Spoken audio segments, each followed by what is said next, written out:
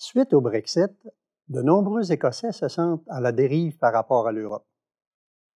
Le peuple écossais devrait-il rester dans le Royaume-Uni et suivre la route du Brexit, ou devrait-il y avoir un deuxième référendum sur l'indépendance de l'Écosse?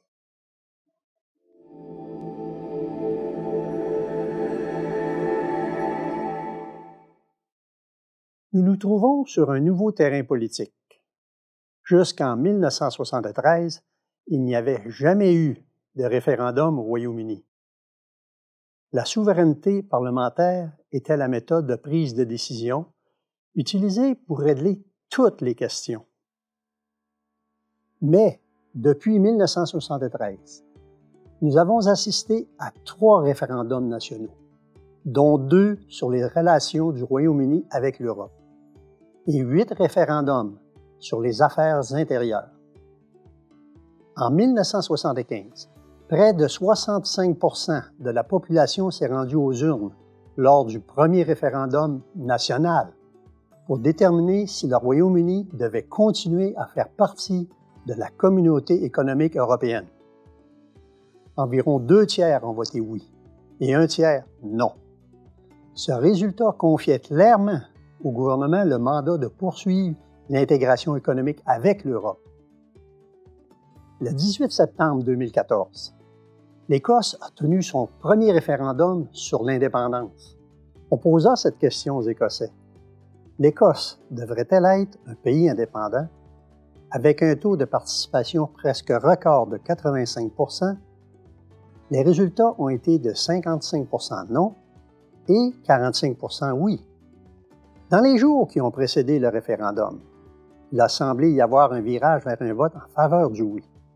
Et beaucoup sont devenus convaincus que l'Écosse allait enfin se séparer de l'Union. Il en a résulté une Écosse divisée sur ce que beaucoup considèrent comme la question la plus importante de sa longue et tumultueuse histoire. En 2016, le deuxième référendum national sur les relations du Royaume-Uni avec l'Europe a eu lieu, demandant aux citoyens s'ils devaient rester dans l'Union européenne ou la quitter. Le taux de participation fut de 72%, et le résultat s'avéra le plus serré que l'on puisse imaginer. 48,11% des électeurs ayant voté pour rester et 51,89% ayant voté pour partir. 41 ans s'étaient écoulés depuis le référendum précédent concernant le maintien du statut de membre de la Communauté économique européenne. Mais, en 2016, la transformation de la Communauté économique en une Union européenne avait entraîné des changements monumentaux dans la manière dont le Royaume-Uni devait être gouverné. Du point de vue de l'opinion publique, des liens plus étroits avec l'Europe avaient des implications à la fois positives et négatives. Les résultats de ce référendum ont divisé les familles, surtout si l'on considère les points de vue polarisés des générations plus âgées et de celles plus jeunes.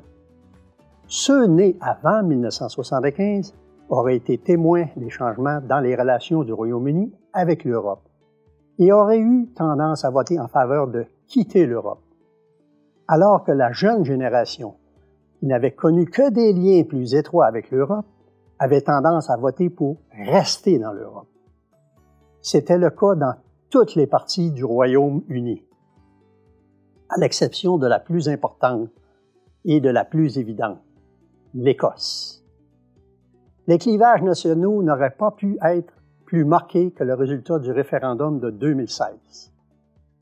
Toutes les régions de l'Écosse ont voté en faveur de leur maintien dans l'Europe, même dans les îles Shetland et Orkney, qui s'étaient auparavant prononcées contre l'adhésion à la Communauté économique européenne en 1975. En Écosse, les résultats ont été de 38% pour quitter l'Europe et de 62% pour rester dans l'Europe. L'Écosse est divisée sur la question de sa souveraineté, mais le désir de rester dans l'Europe recueille le consensus général. L'inévitable question qui fait suite à tout cela est: l'Écosse devrait-elle organiser un deuxième référendum sur son indépendance? Il y a beaucoup trop de variables à prendre en considération quand on pose cette question. L'Union européenne accepterait-elle le retour de l'Écosse? La nation serait-elle financièrement viable? Surtout si l'on tient compte de l'épuisement des ressources de la mer du Nord et du faible coût actuel du pétrole. Une Écosse indépendante rejoindrait-elle l'OTAN? Garderait-elle la livre sterling ou adopterait-elle l'euro? Dans le climat actuel, d'après Brexit, il semblerait qu'un second référendum sur l'indépendance de l'Écosse consisterait simplement à demander à la nation de choisir de quelle falaise elle veut se jeter dans l'incertitude politique. Le Royaume-Uni de Grande-Bretagne existe depuis le 1er mai 1707. L'Union a été à l'avant-garde du commerce mondial. Elle a influencé les affaires du globe. Elle a eu son plus grand impact sur les affaires internationales au cours des 3 derniers siècles, sans doute plus que toute autre nation, pour le meilleur ou pour le pire.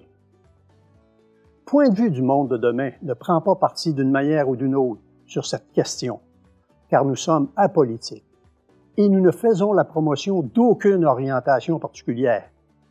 Nous espérons toutefois que les gens examineront le contexte et les implications des événements, ainsi que les conséquences qui en découleront. Abonnez-vous et cliquez sur la cloche de notification pour recevoir un avertissement de nouveaux contenus. Visitez notre site Internet mondedemain.org pour lire ou télécharger des articles et des brochures et pour regarder nos émissions télévisées.